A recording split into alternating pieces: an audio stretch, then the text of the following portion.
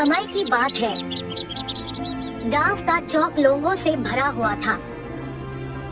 रामू की समोसा पाव भाजी की दुकान यही की गलियों में थी, जिसका नाम था रामू की रसोई। रामू एक आम ग्रामीण था जो अपने मसालेदार समोसे और तीखी पाव भाजी के साथ काम करता था। जीवन में उन्हें कई कठिनाइयों का सामना करना पड़ा, लेकिन उनकी मुस्कान उनके समोसे की तरह कुरकुरी थी और उनकी भावना उनकी चटनी की तरह मसालेदार थी। लेकिन जब एक नया खाद्य ट्रक उसकी आजीविका को प्रभावित करता है, तो रामू को अपने दुकान को चालू रखने के लिए नवीनता और संघर्ष का एक अनूठा नुस्खा बनाना पड़ता है। रामू ने अपनी बिक्री में गिरावट देखी। निराशा घर कर लेती है, जिससे उनके जुनून की लौ बुझने का खतरा पैदा हो जाता है।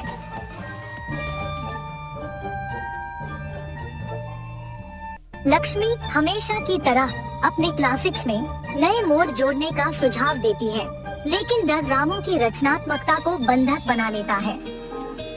मानसून की एक दोपहर एक सड़क संगीतकार ने रामू की ठेले में आश्रय मांगा। उसकी कोमल मधुर धुन रामू के गरम समोसे के साथ मिल गई और रामू ने खुद को गुनगुनाते हुए पाया। उसको प्रेरणा मिली। वह अपने भोजन को स्ट्रीट संगीत की आत्मा के साथ मिलाने के लिए दृढ़ थे, जिसके हर हिस्से में शहर की जीवंतता झलकती थी। रामू ने ट्रेंडी चाट शैली से प्रेरणा लेते हुए अपने समोसे में गरम मसाला छिड़ककर, अपनी भाजी में थोड़ा सा पुदीना मिलाकर और रंग का छौंक लगाकर प्रयोग किया। ग्राहक नए आविष्कार की खुशबू और नवीन अवधारणा से आकर्षित हुए। धीरे धीरे रामू के पैन की तड़क भड़क के साथ मेल खाने लगे। रामू की समोसा सिम्फनी की खबर फैल गई। रामू की ठेले ग्राहकों से भरी हुई थी। उसकी मुस्कान पहले से कहीं अधिक उज्जवल थी। उन्होंने सिखाया कि सच्ची सफलता नकल में नहीं, बल्कि अपनी जड़ों को अपनाने और जीवन की रेसिपी में अपने विशेष मसाले जोड़ने में निहित है। फिर एक दिन एक आदमी फैंसी स्वाद लेकर रामू के पास आया। उसकी गाड़ी के सामने खड़ा था। रामू भैया, आपके समोसे में कुछ खास है, लेकिन ऐसा क्या है जिसके लोग इतने दीवाने हो रहे हैं? फैंसी फ्लेवर्स का नेतृत्व करने वाले व्यक्ति ने उत्साह से पूछा। रामू ने मुस्कुराते हुए कहा, भाई, इसमें वह मसाला और स्वाद है जो मुंबई को खास बनाती है। मैंने अपने भोजन में वह स्वाद जोड़ा है जो इस शहर को इतना अनोखा बनाता है। फैंसी फ्लेवर्स का नेतृत्व करने वाले व्यक्ति ने रामू को आश्चर्य से देखा और कहा, आपने सचमुच एक नई दिशा दी है रामू भैया, ये बहुत अद्भुत। फैंसी फ्लेवर्स का नेतृत्व करने वाला व्यक्ति उसके साथ हंसा और उसके ट्रक की ओर चल दिया और कहा, आओ रामू भैया, हम सब मिलकर इस शहर को और अधिक रंगीन बना देंगे। रामू ने भी हंसते हुए कहा, बिल्कुल भाई, इसमें तो जीवन का स्वाद है। इस प्रकार रामू नई और रोमांचक रेसिपी बनाकर अपने समोसे और पाव भाजी में नए और अनोखे स्वाद जोड़ता है और अपने मौजूदा ग्राहकों को एक नई स्वाद यात्रा पर ले जाता है। फैंसी स्वादों का खतरा भी दूर हो गया और रामू ने अपने व्यंजनों में नई ऊर्जा और जुड़ाव जोड़कर अपनी आजीविका को सच्चाई से भर दिया। रामू की कहानी ने सिखाया कि किसी भी कठिनाई को आत्मसमर्थन और समृद्धि में बदलना संभव है और शहर और समूह की शक्ति हमेशा हमारे साथ है। एक लंबे समय पहले एक गांव में सुरेश और कीर्तना नामक पति पत्नी रहते थे। उनकी गीतिका नामक एक सुंदर सी बेटी थी। सुरेश हमेशा सबके सामने बेवजह गर्व से पेश आता था। एक दिन शाम के समय में कीर्तना उनके घर पे वड़ा पाव बनाती है। कीर्तना, तुम्हारे हाथ का ये वड़ा पाव सच में बहुत स्वादिष्ट है। और इतने में उनके घर सुरेश के रिश्तेदार आते हैं। अरे सही समय पे आए हैं, मेरी बीवी अभी अभी गर्मा गर्म वड़ा पाव बना रही है, बहुत स्वादिष्ट है। कीर्तना, जरा मेरे रिश्तेदारों के लिए भी वड़ा पाव बना के ले आना। जी अभी लाई। ये कह के गर्मा गर्म वड़ा पाव बना के वहाँ लाती है और उनके रिश्तेदारों को परोसती है। उनके रिश्तेदार उसे खाने के बाद कहते हैं, सुरेश, तुमने ठीक कहा, हम वाकई ही सही समय में आए हैं, वरना इतने स्वादिष्ट वड़ा पाव हम नहीं खा पाते। मेरी बीवी जब भी वड़ा पाव बनाती है ऐसे ही एकदम स्वादिष्ट वाले ही बनाती है, इसीलिए जितने भी बार बनाती है मैं उन्हें उतने ही प्यार से खाता हूँ। हाँ, बात तो सही है, इतने स्वादिष्ट वड़ा पाव तो कोई आसानी से नहीं बना सकता। अगर तुम्हारी बीवी ने दुकान लगाया तो लोग खरीद के खाएंगे इन्हें। हाँ नरेश, अगर मैं इतना स्वादिष्ट वड़ा पाव बनाती तो पक्का दुकान लगा देती। अगर मैं अपनी बीवी के साथ एक वड़ा पाव का दुकान शुरू करूँगा तो सभी वही आके खाएंगे और उन्हीं स्वादिष्ट वड़ा पाव के बारे में सारा गांव बात करेगा। ये एक अच्छा सोच है। ऐसे ही उसके रिश्तेदारों के जाने के बाद भी उसी विचार के बारे में सोचते रहता है। तब कीर्तना को नजर आता है कि उसके पति किसी सोच में पड़े हैं। उनके पास जाकर कहती है, क्या हुआ जी, किस चीज के बारे में इतना सोच रहे हैं आप? कीर्तना, तुमने तो सुना है ना कि मेरे रिश्तेदारों ने क्या कहा, हम हमारे घर के सामने ही एक वड़ा पाव का दुकान लगाएंगे। तब मेरे रिश्तेदारों के ही तरह इस गांव के सारे लोग उसी के बारे में बात करेंगे। ठीक है, आपके विचार के अनुसार ही हम वड़ा पाव बना के बेचेंगे, लेकिन आपको अब से ऐसे बेवजह गर्व की बातें करना बंद करना पड़ेगा। अगर आप इसी बात को मानकर अपने बर्ताव को बदलने का वचन देंगे तो ही हम ये व्यापार शुरू करेंगे। हाँ, अब अगर मैं अपनी बीवी की बातों को नहीं मानूंगा तो वो शायद व्यापार शुरू करने के लिए नहीं मानेगी और मैं ख्यालों के अनुसार और मेरे ख्यालों के अनुसार कुछ नहीं होगा। ठीक है कीर्तना, तुम्हारी इच्छा के ही अनुसार मैं अपना बर्ताव बदलूंगा। हम कल से ही वड़ा पाव बना के बेचेंगे। और ऐसे ही वो बाहर जाकर वड़ा पाव की तैयारी के लिए जरूरी सामग्री लेकर आता है और अगले दिन नरेश उनका दुकान शुरू करके उसकी बीवी को वड़ा पाव बनाने के लिए कहता है। कीर्तना उसके पति के बातों के अनुसार ही वड़ा पाव बनाना शुरू करती है। स्वादिष्ट और गर्मा गर्म वड़ा पाव, आइए बाबू आइए। ऐसे जोर जोर से चिल्लाने के कारण उस तरफ जाते हुए सारे लोग आकर्षित होकर उसकी दुकान आते हैं और वड़ा पाव लेके उन्हें खाने लगते हैं। सुरेश, वड़ा पाव तो बहुत गर्म और स्वादिष्ट है। हाँ, अब तक मैंने इतने स्वादिष्ट वड़ा पाव कहीं नहीं खाया है। हाँ, मेरी पत्नी बहुत अच्छा वड़ा पाव बनाती है, उसकी तरह तो और कोई नहीं बना सकता है। ऐसे उनको वड़ा पाव देकर उनसे पैसे लेता है। उस रात को जब बैठ के वो आए हुए पैसों की गिनती करने लगते हैं तो कीर्तना कहती है, अरे वाह, पहले ही दिन हमें लाभ आया है जी। निवेश के पैसों से ज्यादा पैसे तो हमने कमाया है। क्या सच में? अगर हमने ऐसे ही इसे बरकरार रखा ना तो जल्द ही हमारा बहुत बड़ा व्यापार बन जाएगा कीर्तना। हाँ, आप सही कह रहे हैं। पहले ही दिन उतने पैसे देख पति पत्नी दोनों खुश होते हैं। ऐसे ही वो हर रोज उनकी सोच के मुताबिक वड़ा पाव बना के उसे बेचते हैं और कुछ ही दिनों में उनका व्यापार अच्छा चलने लगता है। मेरे सोच के मुताबिक ही हमारा व्यापार अच्छा चल रहा है। किसी और की दुकान में तो इतने लोग ही नहीं आते हैं। कुछ दिन पहले शुरू करने के बावजूद हमारा व्यापार बाकियों से बहुत बेहतर चल रहा है।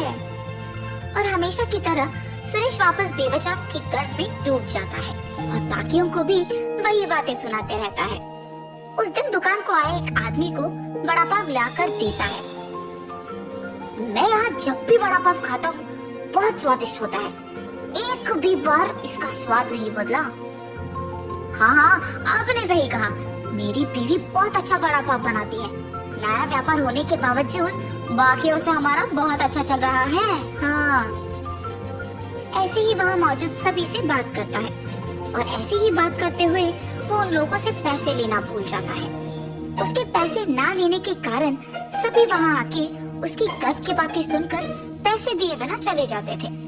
कुछ दिन बाद सबको जब सुरेश की कमजोरी का पता लग गया तो वो वड़ा पाव मंगा के उसे खा के पैसे देने के लिए उसके पास जाकर वड़ा पाव के बारे में बात करना शुरू करते थे।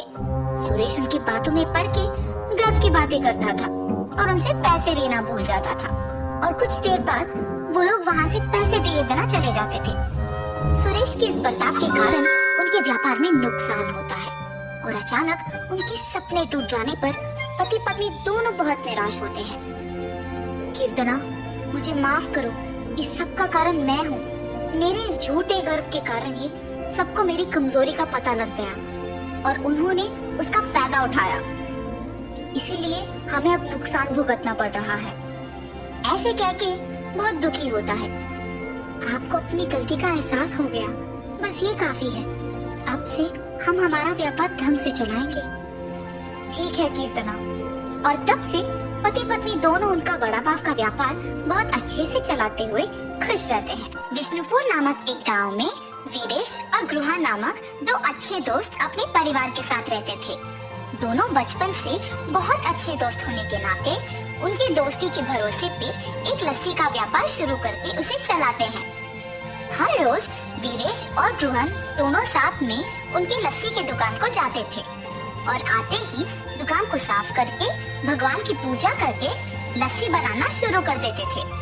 इनके लस्सी की तैयारी के लिए हर रोज शाम को लीलावती नामक एक बूढ़ी औरत इन्हें दही देने दुकान आया करती थी। और बेटा, व्यापार कैसे चल रहा है? बहुत अच्छा चल रहा है दादी। आपकी इतनी उम्र आने के बाद भी इतना काम करने की क्या जरूरत है दादी? मेरी तो सिर्फ उम्र बढ़ रही है बेटा, शरीर का ताकत तो अब भी जवान है। ऐसे ही दही देने आके उनके साथ थोड़ा बातचीत करके हंस के चली जाती थी। गृहन और वीरेश को भी उनके बारे में अच्छे विचार थे। एक दिन जब लीलावती हर रोज की तरह दुकान को दही देने आई तो उसने देखा कि वहाँ वीरेश नहीं था। समय देख के, बेटा गृहन, लगता है वीरेश दुकान में नहीं है। जी दादी, नहीं है। क्यों, क्या बात है?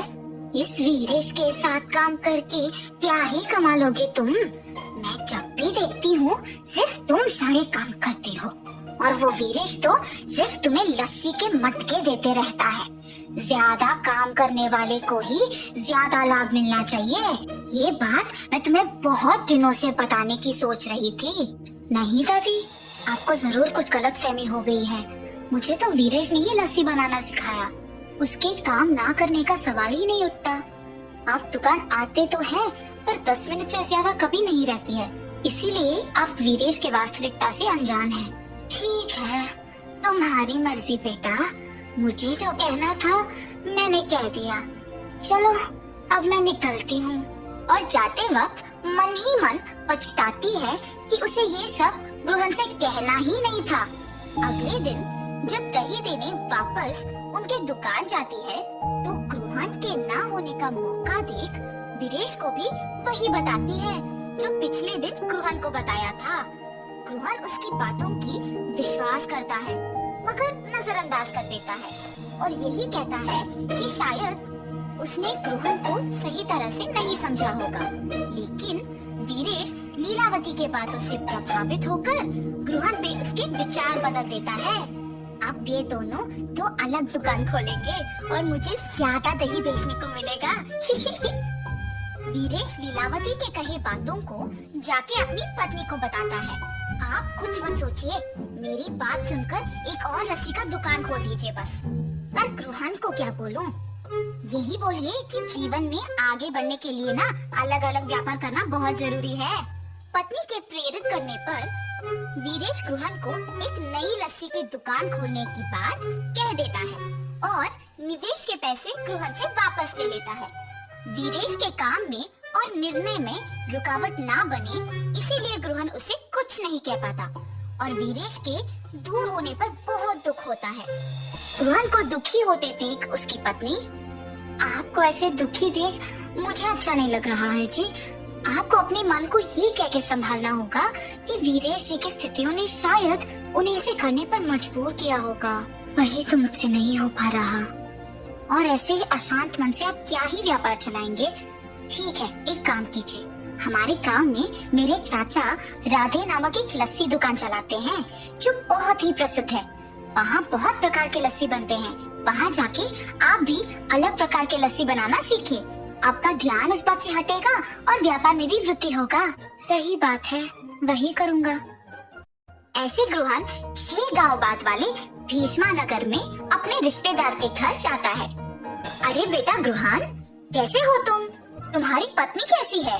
और तुम्हारा व्यापार कैसे चल रहा है? सब कुछ ठीक है मामा जी। आपकी दुकान की अलग प्रकार की लस्सी आसपास के सारे गांव में बहुत प्रसिद्ध है, इसीलिए मैं भी उसे स्वाद करने आया। हाँ हाँ, 12 प्रकार के लस्सी है, तुम्हें जो चाहिए वो पी लो बेटा। चलो चलो जाएंगे। और चाचा जी गृहन को उनके लस्सी का दुकान लेके जाते हैं। वहाँ पे लोगों की भीड़ लगी होती है। टिकट खरीद के लाइन में खड़ा होके इंतजार करने के बाद उन्हें लस्सी मिलती थी। ये सब रूहान को बहुत नया और अलग लगता है। और दुकान के अंदर जाने के बाद वहाँ पे अलग तरह के लस्सी बनते हुए और बनाने का तरीका देख रूहान भी वहाँ के कार्मी के साथ लस्सी मिलाता है। और ऐसे ही जितने भी दिन उस गांव में रहता है, रूहान अलग प्रकार के लस्सी बनाना सीख लेता है। वापस गांव आने के बाद रूहान उसकी दुकान में अलग तरह के लस्सी बनाना शुरू कर देता है। वो उसकी दुकान के सामने लस्सी के रंगीले चित्र बनवाता है ताकि ग्रामीणों को पता चले कि रूहान की दुकान में विभिन्न प्रकार के लस्सी मिलते हैं, और उसके नाम भी लिखवाता है। वहाँ से गुजरते हुए ग्रामीण उसे देख आश्चर्यचकित होके उसे पढ़ते हैं। इंडियन लस्सी, पंजाबी लस्सी, आम की लस्सी, नमकीला लस्सी, मीठा लस्सी, मलाई लस्सी, केले का लस्सी, मसाला लस्सी, केसर की लस्सी, चॉकलेट लस्सी, गुलाब लस्सी। ऐसे नए नाम और रंगीले चित्र देख गांव वाले भी उन नए तरह के लस्सियों को स्वाद करने आते हैं। रूहान, कुछ विशेष बात है? इतने प्रकार के लस्सी, जरा मसाला लस्सी देना। और ऐसे मसाला लस्सी पी लेता है। अरे वाह, बहुत ही स्वादिष्ट है रूहान, जरा एक और देना। ऐसे बहुत लोग रूहान की दुकान पे उपलब्ध उन लस्सियों के प्रशंसक बन जाते हैं और रूहान को अच्छा आमदनी भी मिलता है। गांव में लस्सी वाला तो सिर्फ रूहान को ही मानते थे, मगर दूसरी तरफ वीरेश के द्वारा निर्मित लस्सी का दुकान रूहान की अलग तरह के लस्सियों की तुलना में फीकी पड़ गई थी और उसे कोई आमदनी नहीं मिल रहा था। और ऐसे वीरेश को अपनी गलती का एहसास होता है और वो वापस रूहान को जाके पूछता है, क्या हम वापस साथ में व्यापार कर सकते हैं? और रूहान बिना कुछ सोचे पूछे खुशी खुशी हाँ कर देता है। उसी समय लीलावती वहाँ दही देने आती है। ये क्या है रूहान, तुम्हारे दुकान में वीरेश है? जिस व्यापार के लिए तुम्हें छोड़ दिया था, इसे तो वहाँ होना चाहिए ना? ये दुकान सिर्फ मेरा नहीं बल्कि वीरेश का भी है। तुम्हारे बातों से प्रभावित होके मैंने अपने बचपन के दोस्त को दुख पहुंचाया। अगर अगली बार मुझे पता लगा कि तुम ऐसे काम कर रही हो तो तुम्हारी उम्र की भी इज्जत नहीं करूंगा। वीरेश की बातें सुन के लीलावती डर के मारे वहाँ से चली जाती है और रूहान वीरेश की बातों पे हंसता है। ऐसे वो बिछड़े हुए दोस्त वापस मिल जाते हैं और खुशी से अपना व्यापार चलाते हैं। एक समय की बात है, गांव की गलियों में जब बातें फैली तो एक नाम जो सभी की जुबान पर होता था वो था कमला। गांव के लोग उसे लालची शहद वाली के नाम से भी जानते थे। कमला गांव में एक पुरानी और अकेली महिला थी जिनकी बुढ़ापे में लालसा बढ़ गई थी और वह बाजार में अपने खुद के शहद का कारोबार करने लगी थी। गांव की चौपड़ में रोज भीड़ लगी रहती थी क्योंकि यहाँ की सड़क गांव की व्यापारी जिंदगी की गति दिखाती थी। रोजाना यहाँ विभिन्न विक्रेताओं और खरीदारों का आना जाना रहता था। लोग अपने अपने उत्पादों को बेचने की कोशिश में लगे रहते थे। गांव की यह व्यवस्था एक बड़े बाजार की तरह ही काम करती थी, जहां हर एक विपणन कर्मी ने अपने उत्पादों को बेचने का प्रयास किया करते थे। कमला बाजार में अपनी खुद की शहद की दुकान लगाने लगी। वह जंगलों से शहद खरीदकर बाजार में बेचती थी, लेकिन उसकी खुद की खोज में लालसा इतनी बढ़ गई थी कि उसने खुद की अच्छे शहद की बजाय अन्य खराब वस्तु के साथ मिलाकर बेचने की शुरुआत कर दी। गांव के लोग कमला की शहद की दुकान पर शहद खरीदने आते थे। वह उनके सामने मिले खराब शहद के डिब्बे खोलती और उनसे कहती, देखो यह शहद बहुत पुराना है, गुड नहीं है। मैंने इसकी कीमत भी कम कर दी है, आप इसे सस्ते में खरीद सकते हैं। गांव के लोग उसकी बातों पर विश्वास कर लेते थे और उसके बताए दाम पर शहद खरीद लेते थे। कमला बहुत होशियार थी, उसे किसी के बारे में गलत जानकारी देने में कोई दिक्कत महसूस नहीं होती थी, क्योंकि उसे तो सिर्फ अपने फायदे की चिंता रहती थी। कमला का दिन कुछ इस तरह गुजरता था। वह सुबह सुबह उठकर जंगल में जाती और खराब शहद को अच्छे शहद के साथ मिलाकर डिब्बों में डालती थी। फिर बाजार में आकर उन डिब्बों को बेचने का प्रयास करती थी।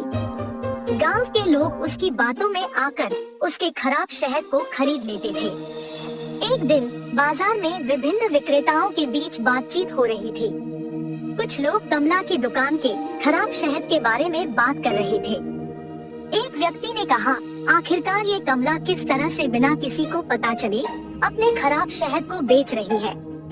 उसका यह काम बहुत ही अच्छे तरीके से हो रहा है।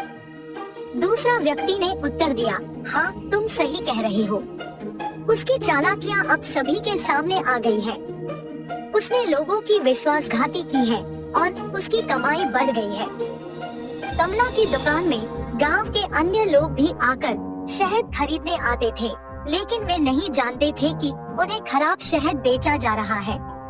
कमला की चालाकियों के कारण वह गांव के लोगों की शहद की मांग को पूरा नहीं कर पा रही थी, क्योंकि उसके पास सिर्फ खराब शहद ही था।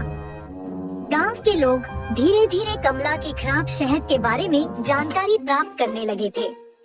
एक दिन गांव के अन्य व्यापारी ने कमला की दुकान में गुप्त रूप से गया और उसकी खराब शहद की बात जान ली। व्यापारी ने गांव के लोगों को सच्चाई बता दी। गांव के लोग बहुत ही गुस्से से कमला की दुकान पर आए और उससे खराब शहद की बजाय अच्छे शहद की मांग की। कमला ने गांव के लोगों से माफी मांगी और उनसे वादा किया कि वह खराब शहद के बजाय असली और अच्छा शहद बेचेगी। गांव के लोगों ने कमला को माफ कर दिया और उसकी दुकान पर आना बंद कर दिया। कमला ने उस पल से सबक सीखा कि लालसा और बड़े बड़े वादों से किसी को धोखा नहीं दिया जा सकता। गांव के लोगों ने भी सीखा कि बड़ी बड़ी बातों के पीछे न जाएं, बल्कि सच्चाई का पता लगाने का प्रयास करें। यह कहानी हमें सिखाती है कि लालच और गलत रास्ते और सच्चाई को पहचानने से हम गलतियों से बच सकते हैं।